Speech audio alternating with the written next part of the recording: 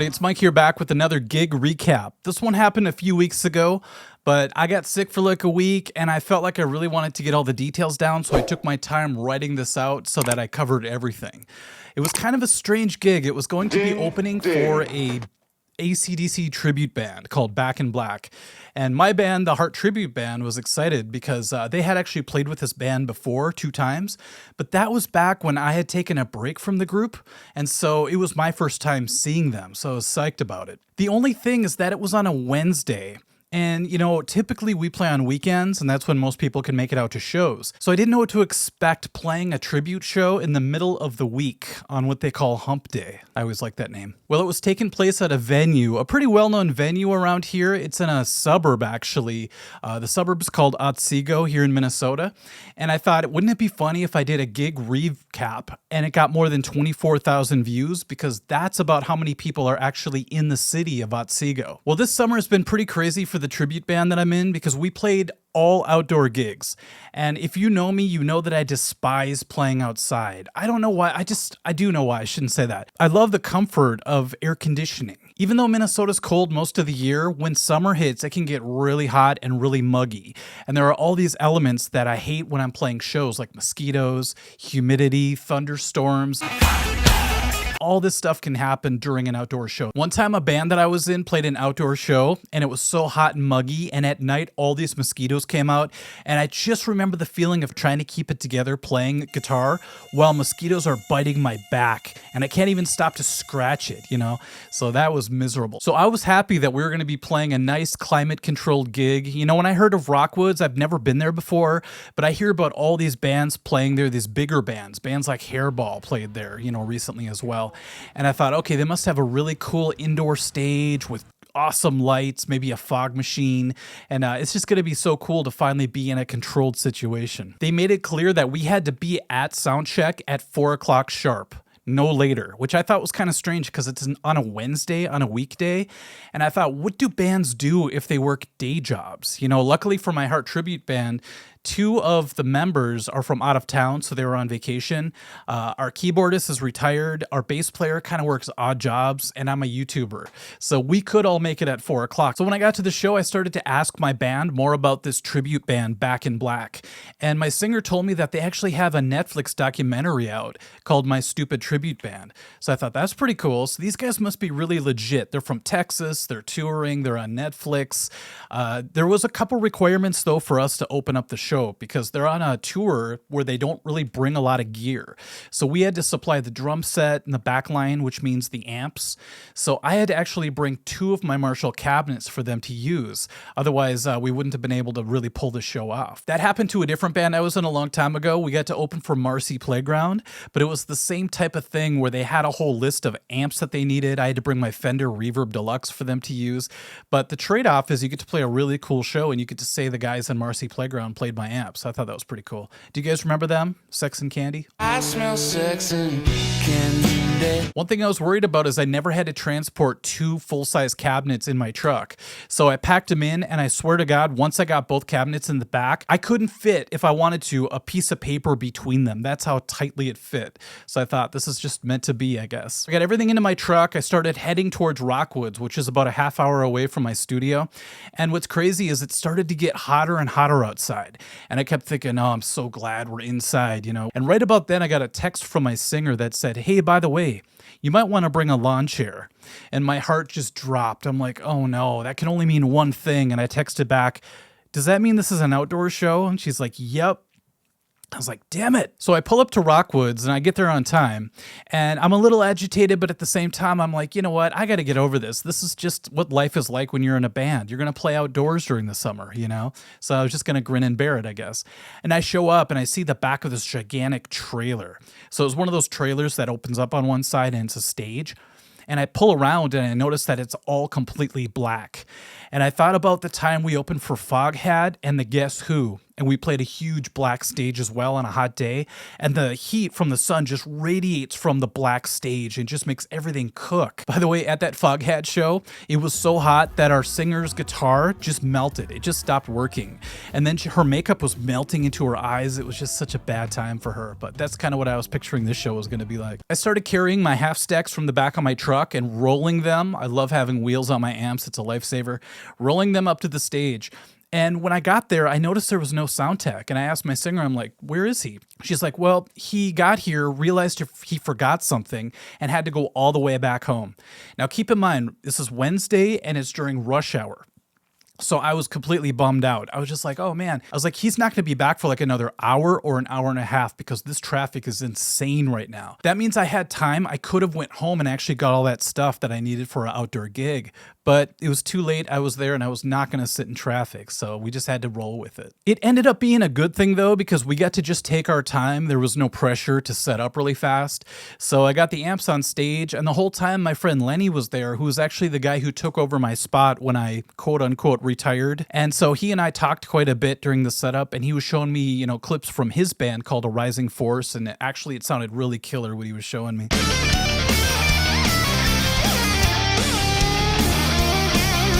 So the setup process was really casual, and I was loving the size of the stage. There was plenty of room, you know, to move around, and I thought this is actually going to be okay. We're actually kind of shaded by the top of the stage, this trailer. Well, eventually the sound tech shows up, and the band Back in Black shows up.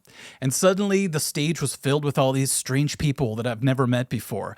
So I got the heck out of there. I don't want to be in the way while they're setting up, and I went off to, you know, grab a drink. I think I just grabbed a water at first, and they were giving us like free food. So the bass player Greg and I went and got a free hamburger, and I thought this is like our bonus. You know, whenever you play a show, if you can get free food, go for it. Well, I come back to the stage, and all of a sudden I hear one of the band members from Back in Black yell out, "Hey, I know your channel, dude." And I went up to the stage, and it turned out that I think most of the band had seen a video of mine. And the one that the drummer saw was the one where I did Let There Be Rock, and I was explaining how much stamina you needed to play through that tune. And I was excited that he saw it, but I got a little bit nervous because I thought, man, this guy's an expert, you know, at Phil Rudd grooves. And, you know, he's watching my video of me playing it. But he seemed really complimentary about it, and it was really cool. We kind of connected over the videos. So I'm watching as the sound tech dude is running back and forth between his vehicle and the stage and just bringing up gear, and he sets up these PA towers, and they were really long and skinny, and they almost look like those Bose speakers. Have you ever seen those? Like some acoustic players, like solo acoustic players use them. And I was thinking, how are these going to be powerful enough for a band like AC/DC? And I just had my doubts. So I texted my friend Christopher, who's a sound tech, and I was like, you wouldn't believe the speakers they're trying to use here. It's an outdoor show, and they're really, really skinny towers. And I sent him a picture, and he wrote back, "Don't worry, man. Those things look funny, but those are legit. Wait till you hear them." Well, my doubts pretty much vanished instantly the second the band kicked into a groove. And it was cool hearing them do sound check because they sounded like a pro band right off the bat. Sometimes when bands do sound check, they screw around, you know, they play songs they usually don't play, but they kicked right into some AC/DC riffs, and man, it sounded big and it sounded tight. And when the singer started to sing, my jaw dropped because I'm like, this guy not only looks like Bon Scott and Brian Johnson somehow at the same time, he sounds like them as well. It's like two singers in one body. I guess you can call him Bon Johnson or Scott. What would it be? Brian Scott. I like Bon Johnson better. As they're playing their sound check, I forgot that they're actually using my cabinets, and they sounded so good. The way these guys, they had great heads, by the way, and great guitars. And so it was in your face. It was big sounding. It was powerful. And I thought, hey, those are coming out of my speakers. I was kind of proud. Well, after all the craziness that was happening, they actually didn't get done with their sound check till 6:30, and the show was supposed to start at 7. And as an opening band, you have to be ready for that. You know, that's just part of the deal.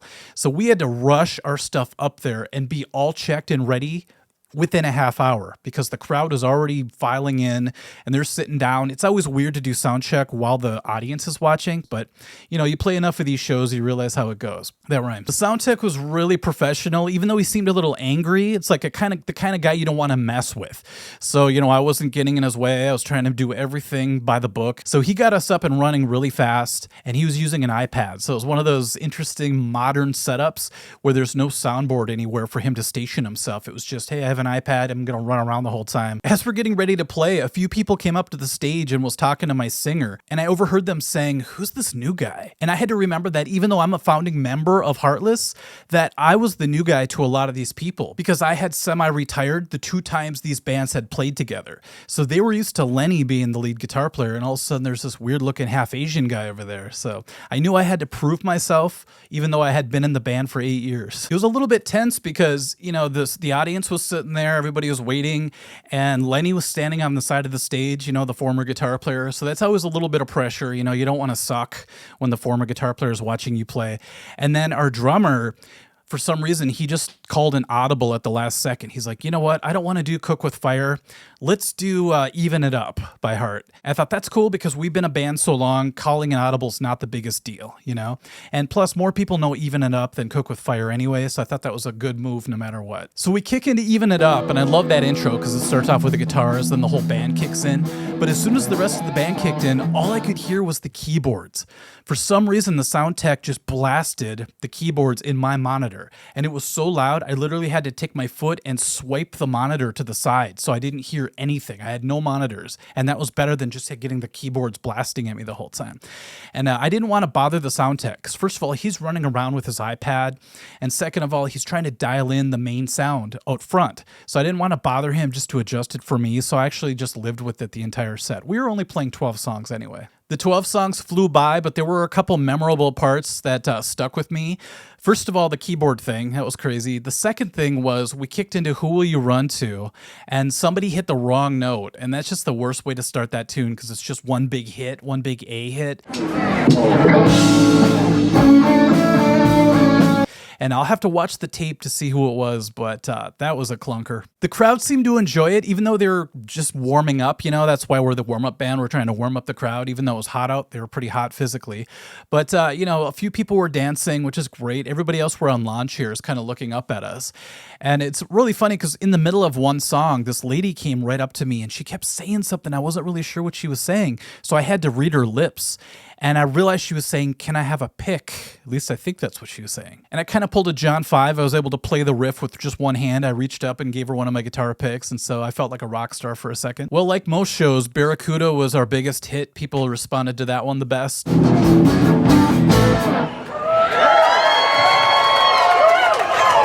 And then we ended with Crazy on You. As soon as we hit that last chord, you know, we said thank you, and then we started to tear down right away. The cool part, though, was because the band was using a lot of our gear, we didn't have a whole bunch of stuff to tear down, so mostly it was just cables and stuff, and we got the heck off the stage, and it was really a slick changeover. That being said, though, I really want to get my old roadie back, Glenn, full-time, because I am tired of lifting gear. You know, I've gotten to that point in my career where I just want to be lazy. While we were tearing down, though, I noticed something kind of strange. The sound tech was now bringing lights up, you know, and he started setting them up in the corner of the stage. And part of me was like, that's kind of strange. I've never seen a sound tech set up lights in between acts like that. Now, I applauded his efforts to put lights up in between the changeover, but I was also a little bit disappointed because I noticed he only put up like 5 or 6 lights, and they were just LEDs that he pointed at the stage. I thought, man, a band like AC/DC, like a cover, even a tribute band, deserves like an awesome light show. You know, when I first thought it was an indoor show, I just pictured, you know, lasers and all these really cool lights and fog machines. But now that we're outside and there's only a couple LEDs set up, I thought this might be very underwhelming. You know, I grew up watching AC/DC videos, you know, everything from Thunderstruck to For Those About to Rock, and they always look like they have a killer light show. You know, not that I expected the guy to set up cannons or anything like that, but at least a decent light show would have been great. It was such a great feeling to be done with our set and then to walk into Rockwoods where it was nice and air conditioned. I grabbed a drink. I was talking to my bass player. It was just like this great feeling of relief and excitement at the same time. If you've played shows and had a good set before, you know that feeling. When I made it back out to the stage, it was crazy because the band members had transformed into AC/DC. Suddenly the singer looked exactly like Brian Johnson. He had the cap and he had like the black, I think they still call them wife beaters. I'm not sure. And then the guitarist had now become Angus Young, and he was really tall. I don't know if Angus Young is tall, but you know, he's towering, but you know, he's got the whole outfit on, the schoolboy outfit, and you know, I was ready to see this group start up. By now the crowd had made its way up to the front of the stage, filling in all the gaps that were there when we were playing, and really gave these guys the headliner treatment. It was really cool to see that. It wasn't too long before the band started, and they started with Hell's Bells. So they had this bell sample that started everything off, and it sounded huge and awesome. But I thought, man, of all songs to start off with, this has to be one of the highest songs to sing for AC/DC. One time I was in a band that played the song, we played like a handful of AC/DC songs for fun. And I remember even our singer, who was a great singer, struggled with that tune because it really gets up there.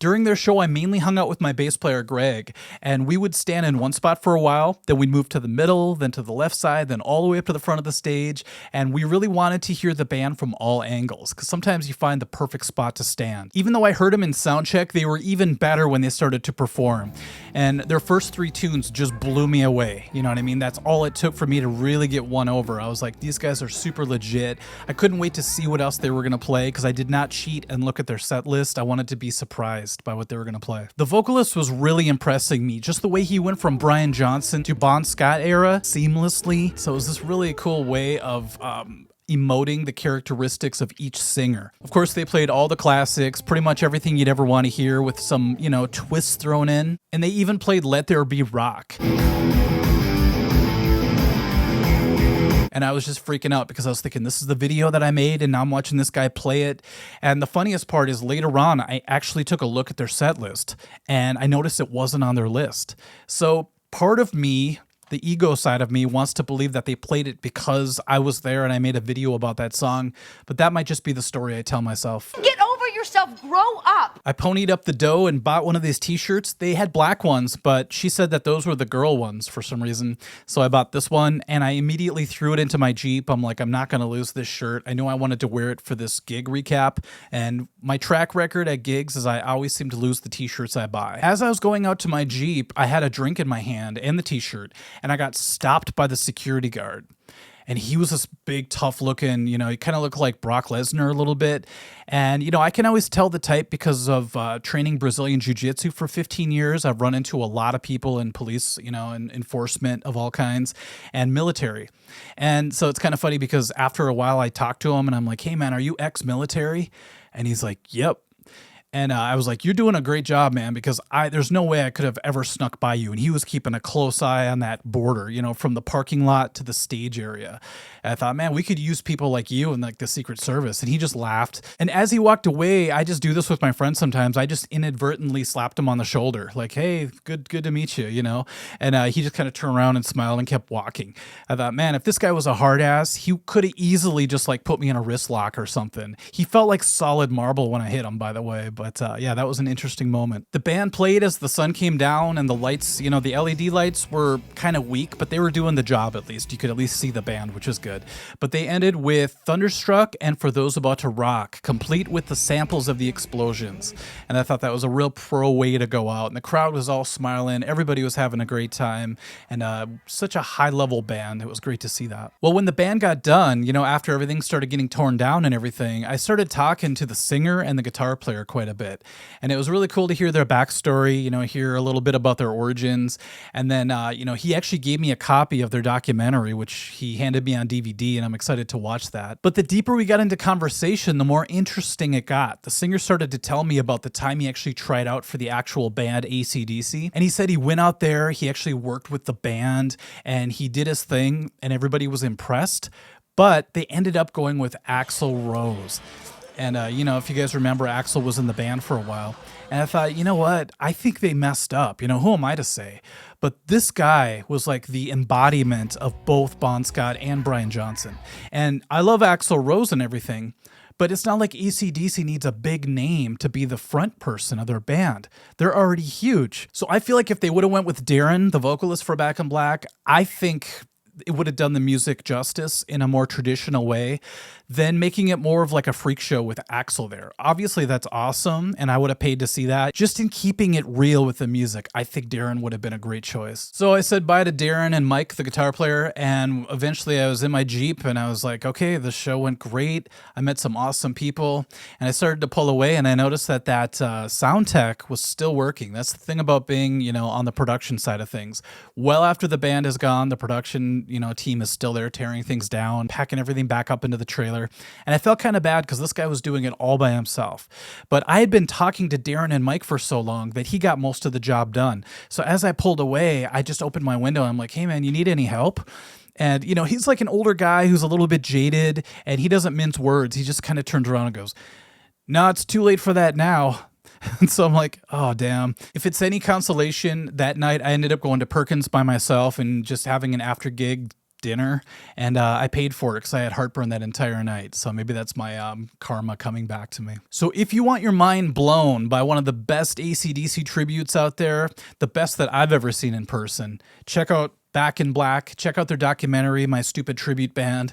And, I think you're going to be really surprised. And if they ever come to town, be sure to check them out. Some of the memories from their set still stay in my mind, even though it's quickly running out of room up there. I'm excited. I got a whole bunch of review concerts coming up. We have Pantera, Metallica, all sorts of cool stuff. So keep an eye out for that, and we'll catch you later. Thank you. Bye-bye.